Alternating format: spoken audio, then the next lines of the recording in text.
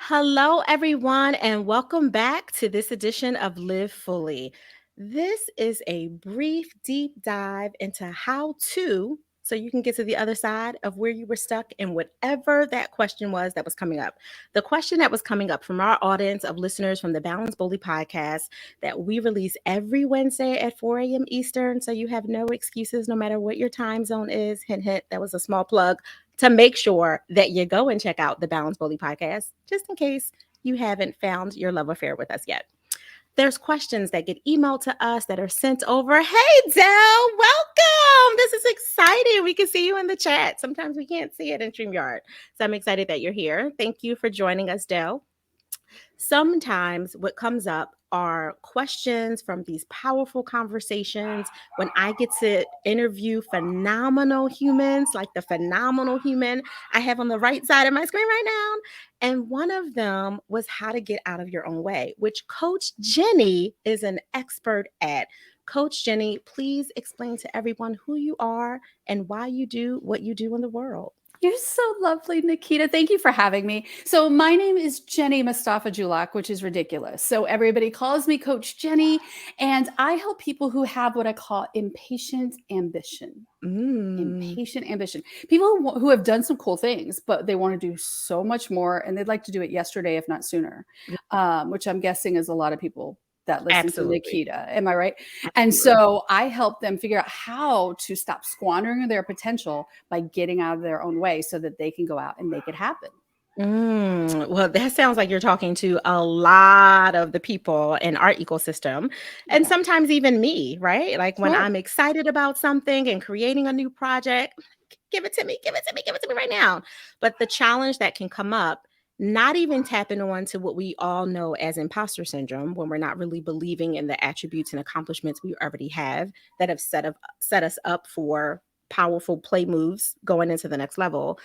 But sometimes it's just plain old fear. And fear gets in the way of the most accomplished, most exciting, most influential humans in the world, including people who haven't hit that market of awareness yet and authority. And a lot of the women and other humans that you work with are business owners, entrepreneurs, leaders, and corporations that are trying to lead teams and do things in a bigger way. And typically, there's a challenge that's coming up for all of us that creates this hindrance, and I will call it this huge gap that almost can suck us, our projects, and our great innovative ideas right down a tunnel to never be discovered again.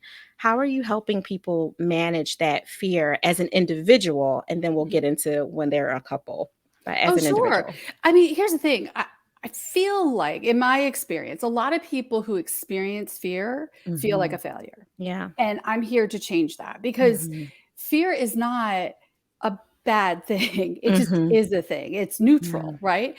And it's your body's response to you're about to do something that matters. Like, of course, it's the fight or flight and all that kind of stuff. But when we're talking in the context of building your business, chasing your dreams, doing the things that really matter to you, if you're not feeling fear, you're doing it wrong, right? Like you're not pushing yourself. You're not trying new things. So one of the first things that I help people with is recognize the fact that they're scared, the fact that their inner critic, who I like to call Hilda, is losing her mind right now going, oh my God, you're going to screw this up. Who do you think you are? And all of those things. The fact that that's coming up is in fact good news. Okay. You know, I know a whole lot of people in our space talk about feel the fear and do it anyway. Like just pretend it's not there.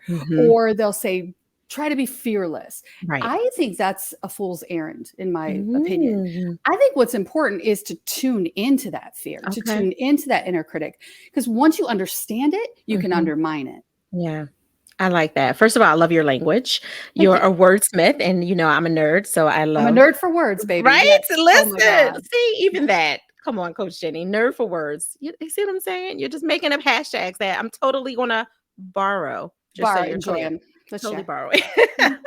But to your point, there is the leaning in and seeing what the fear is lighting up. What is it showing you that's going on inside your person, inside your inner child, inside the scripts that are there that are literally managing how you're maneuvering and navigating your world that you didn't even realize were there because it's been so normal for you Mhm. until someone or something comes up to disrupt it. And sometimes it's a project that is bigger than life that you're super excited about, which of course creates symptoms of nervousness, right? Of course. Achy Yeah. belly, sweaty hands, maybe a little vomit, just saying, all the things that can come up.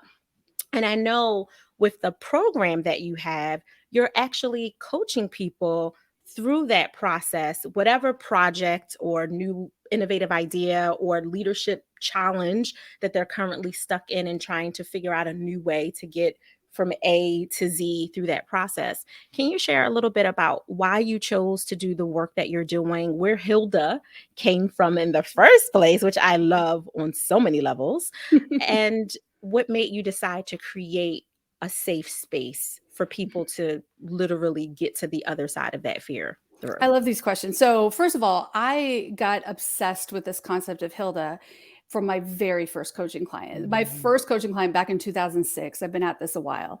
She came and she kept sharing her agenda, a Mhm. coaching agenda of what we're going to Yeah. talk about. And there were like 3 weeks in a row where it says, my inner critic is blah, blah, blah. My inner Mm. critic is blah, blah, blah. And then on one of our calls, she's like, I'm so tired of calling her inner critic. It sounds like a highfalutin title. And I said, well, why don't we just name her something ridiculous? Like, I don't know, Hilda. So apologies to anybody named Hilda. You can Ah. call yours Jenny. So we're even. Okay. Um, and she laughed and I laughed. And instantly we were able to look at it objectively. I am not the first human, I Mhm. promise you, that has named their inner critic. Every coach in Mhm. the world does that. But Yeah. I am the first one to codify the fact that Hilda is a tool in every Mhm. sense of the word, but she's Mhm. a tool. And when Hilda is piping up, when Hilda's Yeah. being loud, when she's being obnoxious, it's good news. It means Mm. you're up to something that matters. Yeah. Now, what she wants to do is to stoke fear in a lot of different ways. Mhm. And honestly, in whichever way it works, I like to think of her as kind of like a demented documentarian, right? You've seen a documentary or two in your day, yes? 1,000%, And unfortunately, you too many, Oh, yes. me too, me too. I'm addicted. And so a documentarian gets a ton of footage, but Mhm. only cuts together the story they want to tell. And True. that's what Hilda does. She takes documentary footage of your entire life to use Mhm. against you whenever you're about to do something that matters. Mhm. And so my program, Make It Happen, my membership is all about helping people who want to go out there and make it happen, Yeah. not manifest it, but themselves make it happen. That's Yeah. important. Mhm. And they feel like all of these fears are in the way and there must be something wrong with them. Yeah. I'm here to tell them there's something right with them. The Mhm. fact that they're experiencing self doubt and perfectionism and they're second guessing themselves and they're afraid to cross the starting line because it's not perfect yet, or they're afraid to cross the finish line because what does that mean then? Yeah. All of those things, you need a place to talk about those things amongst a bunch of people who get it. And the reason I got into this work is I remember when I was a kid recognizing that I may be the most ambitious person I know. Like my family Mm. wasn't terribly ambitious Right. and I felt very isolated by that. In fact, I thought, what's wrong with me? Mhm. And so I think it's powerful to be around a bunch of other people who want to do cool things, things that I can't necessarily relate to even, Right. but they matter to them. And I want to help them get there faster. Yeah. You're the shortcut, Coach Jennie, the shortcut. Yes, it is. It's about getting further faster Mhm. without subscribing to hustle culture, without just tearing yourself apart, because that's the other thing where they usually when you talk about I have impatience and I want this Mhm. faster, then you're listening to the Gary V's of the world, which is great, but Mhm. that broy language doesn't work for Mhm. everybody. There are Exactly. ways to get there faster by actually addressing and recognizing and building a toolbox of what to Mhm. do when you have Yeah. self-doubt, what to do when you're being a perfectionist, what to do when an opportunity comes your way you weren't ready for. Yeah, I'm so glad that you mentioned so many of the points along the way, especially the hustle culture. Mhm. As a balance and relationship advisor, people Yes. think that I'm like, prescribing yoga and meditation poses and, work 2 hours a week. No, I'm not. Now, yoga and meditation and being more strategic with how you work is absolutely a fundamental part of how I'm working with the power couples, married women entrepreneurs, and leadership teams that I'm working with across the globe, but it's definitely not about doing less for the sake of doing less. It's being productive and not busy, which isn't in the vein of hustle culture, which is do all the things and see, throw the noodles on the wall and see which one sticks so you have enough to eat. You're exhausted from all the throwing.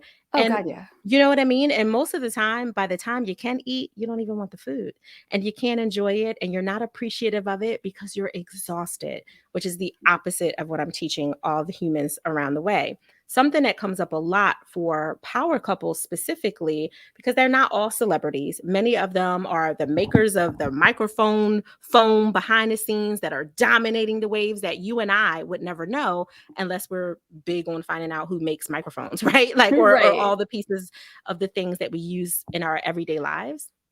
With that, they work really hard. They've accomplished a lot. And now they're ready to go to the next level in their relationship. But there's still some hesitations because they themselves have individual dreams, ambitions, and goals that don't always align with the joint vision of, like, I want a vacation for 2 months in Paris or whatever their dream is, because they usually one, if not both of those individual humans have come from hustle culture, and Yeah. it comes up a lot. So I know you're working with humans all over in every way, shape, and form that they come, as long as they are ready and willing to do the work and be open to doing it in a different way, pun intended here, being coached by Coach Jennie, to get to a point that they weren't clearly able to get by themselves.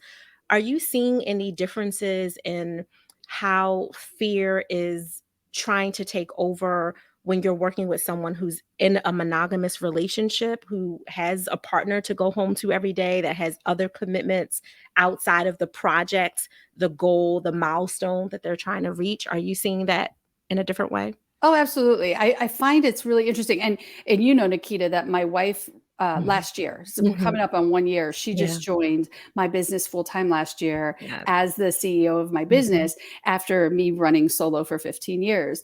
And Mhm. so we're also experiencing this in a meta way. But some of the Mhm. things that we're definitely noticing in these kind of power couple dynamics Yeah. is the entire project, like the couple's dream, Mhm. the shared dream, Mhm. gets slowed down for fear of stepping on each other's toes, Right. right? And for fear of not being Mhm. honest and open about what they really need. And Mhm. when we can get really clear about what individually you want Come and on. what you both want, Mhm. and that might be three different things, Mhm. Mhm. and recognize that Mm. we are impatiently ambitious people who can want three different things and go for them. Yes. Now, does that take creativity and problem solving, especially if some of those things might be in conflict? Sure, Mhm. but it is doable. One of the things Yeah. that I feel like way too often happens is people are obsessed with this idea that they need to figure out the one thing, the one dream, the right choice. And there's no such thing. There's only Mhm. the next choice. So Mhm. a lot of what we're talking about in my world is about figuring out what is your next big thing. Yes. Might not be the biggest thing, might not be the Right. most important thing. And frankly, I don't think that exists for me. And for most people, like as soon as you achieve a certain thing, you remember back in the day when you started your business and you're like, Yes. if I could just get that first client, I'd be so happy. Yep. And then you dance like a fool, like you're Meredith Grey when you found out you got the first client. And then if you're like, if I could just get book solid Mhm. to 6 clients, I don't want to do one-on-one anymore. If I could just get, but Mhm. and we always want the next thing. Yeah. That's impatient ambition. I don't think that's a bad thing, but Mm-mm. it can drive you crazy or it could drive you forward. And so Right. my work is about how do we make sure it drives you forward in a Yeah. positive direction. And like with Meredith and I, figuring out my wife Meredith, how do Mhm. we make sure that we're individually getting fed, but Yeah. we're also growing a shared goal as well? No, I love this for so many reasons, because everything that you hit on, including thank you for the vulnerability share of what's going on back at the Forever Lover camp in your home, right? But because that's real. Like, a lot of people think that because we're the advisor to other advisors that we don't have life Oh happening. gosh, no. I'm like, that's what makes us fantastic, is we have life happening so we can always stay grounded, humble, and relatable while still forging forward in our perspective expertise areas. And you sharing moving from the independence of having completely different work schedules because your wife was a professional, you were an entrepreneur, prior professional who turned entrepreneur, and now you're both entrepreneurs that also happen to be working together, which is a completely different dynamic than Mhm. just two entrepreneurs working in almost invisible silos. That does create, to your point, meta differences in how you have to be creative, which I love creative intimacy, which is a real thing, and how you're going to navigate any potential conflict because there's an intimacy to managing conflict as well. And the fact that you're not only using your personal professional expertise to make sure that you guys can have the best chance at making this work in the most beautiful way, but still honoring the reality that it's not going to be all rainbows and butterflies.